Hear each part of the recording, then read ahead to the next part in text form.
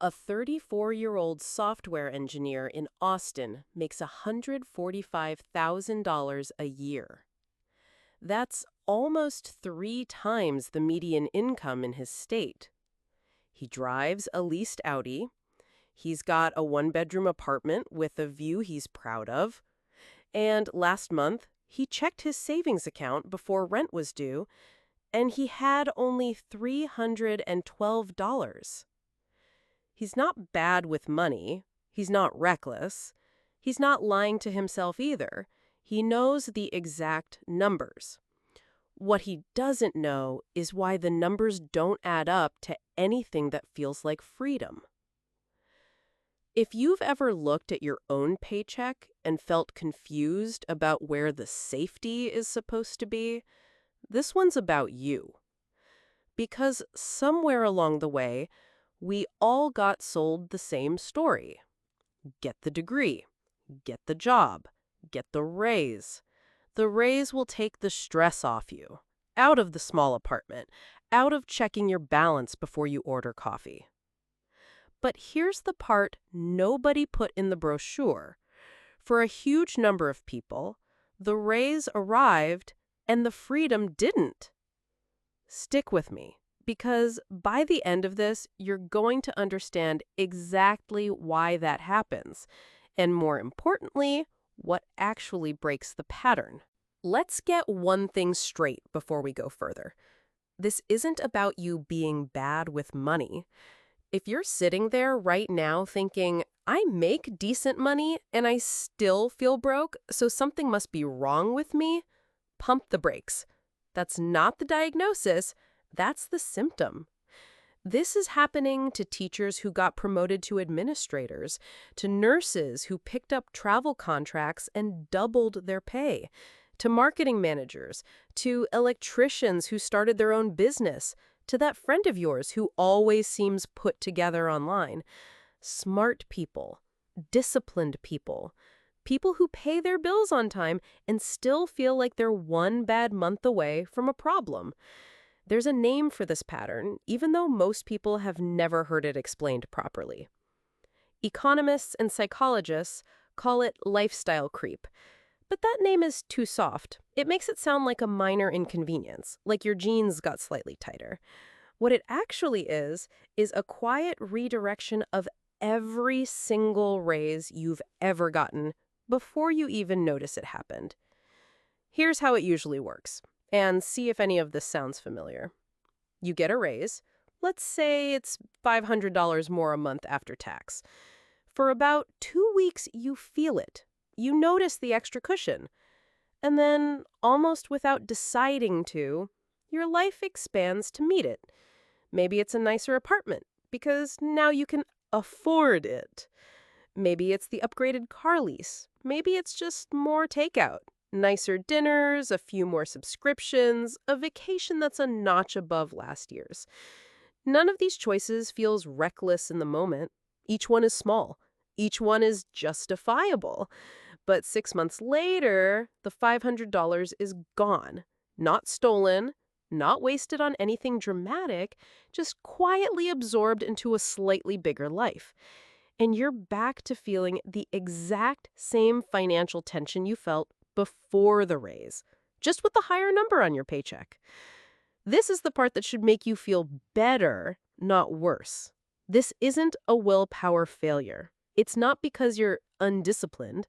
It's because your brain is doing exactly what it evolved to do, adjust to your environment and treat the new normal like it's normal. The technical term for this is hedonic adaptation, and it applies to money just as much as it applies to a new phone or a bigger house. The thrill fades, the baseline resets, and you go looking for the next increase just to feel that same lift again. So if you've been quietly blaming yourself for not having more saved despite making more money, stop. You're not broken. You're responding exactly the way millions of financially intelligent people respond when nobody ever taught them to recognize this pattern while it's happening. But understanding that it's common doesn't mean it's harmless, because there's a deeper layer here. And this is where it gets interesting. Here's the question that actually matters. Why does the upgrade feel necessary in the first place? Because it's not really about the apartment or the car or the dinner out. Those are just the surface. Underneath them is something most finance content never touches: identity. Somewhere in your head, there's a quiet, constant calculation running. It's not, what can I afford? It's, what does this say about who I am now? When you got that promotion, some part of you needed the lifestyle to catch up to the title. Not because you're shallow, because humans have always used visible signals to communicate status, safety, and belonging. That instinct is ancient. It used to mean survival. Now it means a leased Audi. This is the part that separates real financial education from the noise. Your spending isn't just math. It's identity maintenance. Every time your income jumps, there's an unconscious pressure to look like someone who earns that much. And the cruel trick is the better you get at climbing, the more expensive that identity becomes to maintain. There's also a second force running underneath this, and it's quieter but just as powerful: comparison. Not the old kind where you compared yourself to your neighbor's car.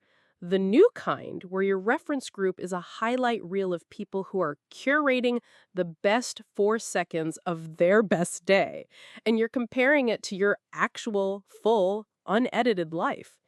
You're not just keeping up with the Joneses anymore. You're keeping up with an algorithm that's specifically designed to make more look normal and enough look like falling behind. And underneath both of those, the identity pressure and the comparison, there's something even more basic: a scarcity wiring that most high earners never expect to deal with because they assumed money would switch it off.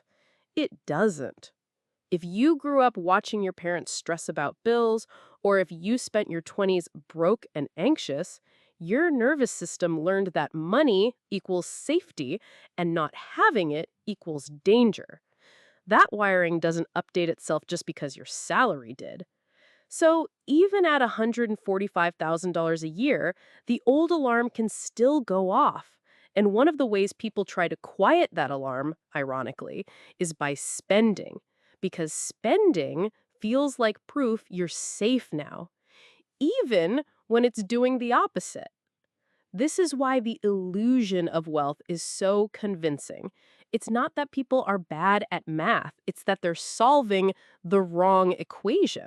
They think the goal is earn more, but the real goal, the one that actually produces freedom, is build a gap between what I earn and what I spend, and protect that gap like it's sacred. Wealth isn't the number on your paycheck. Wealth is the size of that gap, multiplied by time. A high salary without that gap isn't wealth. It's just a more expensive treadmill. So if the problem is psychological, the solution can't be purely about budgeting line items. It has to start with recognizing this pattern in real time, and then building a system specific enough that your old wiring can't quietly override it. That system is what we're building next. Here's the system. 5 moves, specific. No vague advice about spending less. Numbers you can actually use. Move 1. Install a raise rule before the raise happens. Every time your income increases, a raise, a bonus, a new client, a side hustle, decide in advance that 50% goes to your future automatically before it ever touches your checking account. Not after you see how it feels, before. If you go from $70,000 to $85,000, that's roughly $900 extra a month after tax. Automate $450 of that straight into an investment account the same day your new paycheck lands.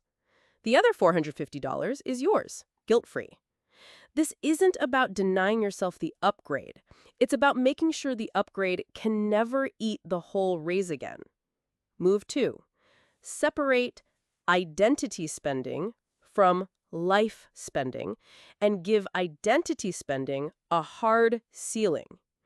Be honest with yourself about which purchases are functional and which ones are status signals. There's no shame in either, but they need different rules. Pick one identity category. Maybe it's the car. Maybe it's where you live. Maybe it's vacations. Cap that one category at a fixed percentage of income, say 10%. Everything else gets evaluated on function, not on what it says about you. This single move quietly diffuses the most expensive trap in the entire pattern. Move 3. Build a 3-month freedom fund before you build anything else. Not a vague emergency fund you'll get to eventually. A specific number. Take your monthly expenses, multiply by 3, and that's your target.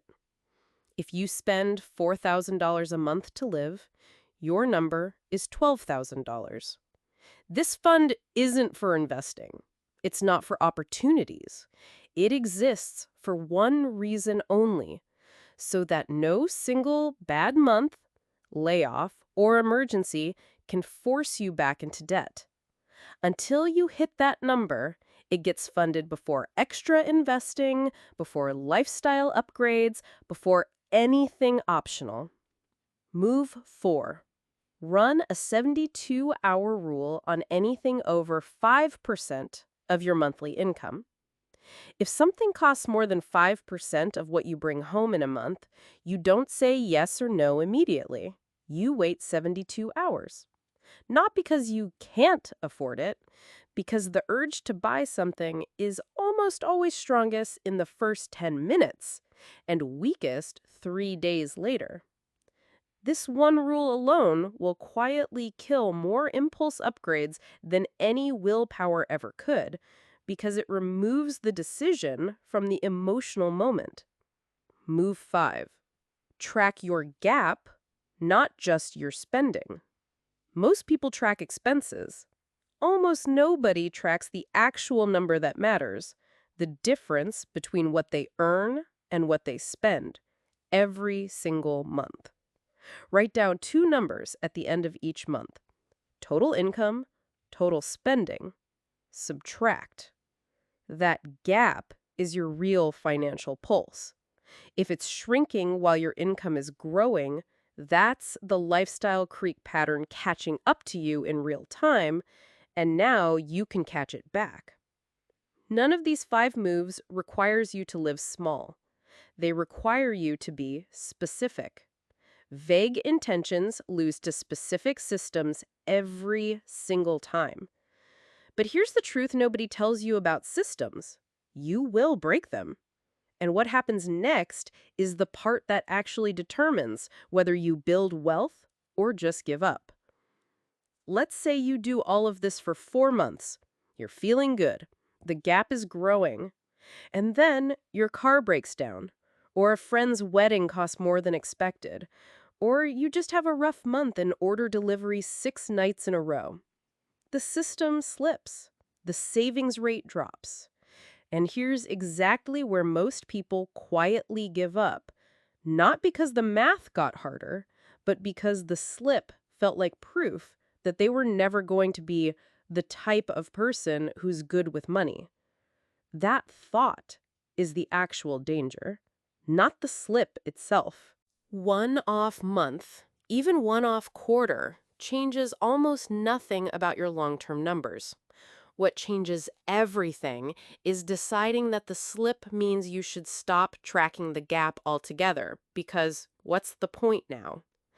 That's how a single bad month turns into a permanently abandoned system. So here's the recovery move, and it's almost embarrassingly simple. You don't try to make up for the slip. You don't binge save next month to fix it. You just go back to the rule. The 50% raise rule, the 5% pause rule, the monthly gap number. You re-enter the system at exactly the point you left it without adding a penalty round. Think of it like a flight that gets delayed. The pilot doesn't try to fly faster to make up the lost time by cutting corners. That's how mistakes compound. They just get back on the flight path and let the plane do what it's designed to do over the full distance. Your wealth building system is the same. It's not built to survive a perfect run. It's built to survive exactly this: a normal human month where things go a little sideways and you come back anyway. This is genuinely the difference between people who build real freedom and people who stay stuck in the illusion of wealth despite a good income. Not perfection, re-entry. Now, here's something I want you to actually answer, not just nod along to. Think about the last time your income went up, even a little. What did that extra money quietly turn into? Was it the future, or was it just a slightly upgraded version of the same pressure? Put it in the comments. I want to know exactly where your raise went, because I promise you're not the only one who's never actually traced it before. Because here's what this really comes down to. The goal was never to earn an impressive number. The goal is to become someone whose life doesn't depend on the next raise to feel okay. Someone who could lose a client, switch jobs, take a pay cut for something that matters, and not feel the floor disappear. Because the floor was never the paycheck. It was the gap. It was the system. It was the version of you that finally stopped letting the income decide who you were. That person isn't built by earning more. They're built by deciding on purpose what the money is actually for. So here's your one move for today. Not 5, just 1. Open your accounts right now and calculate this month's gap. Income minus spending. Write the number down. That's it. That single number is the start of seeing your money clearly instead of through the illusion. If this gave you a different way of seeing your own paycheck, subscribe to Stella's Money Guide.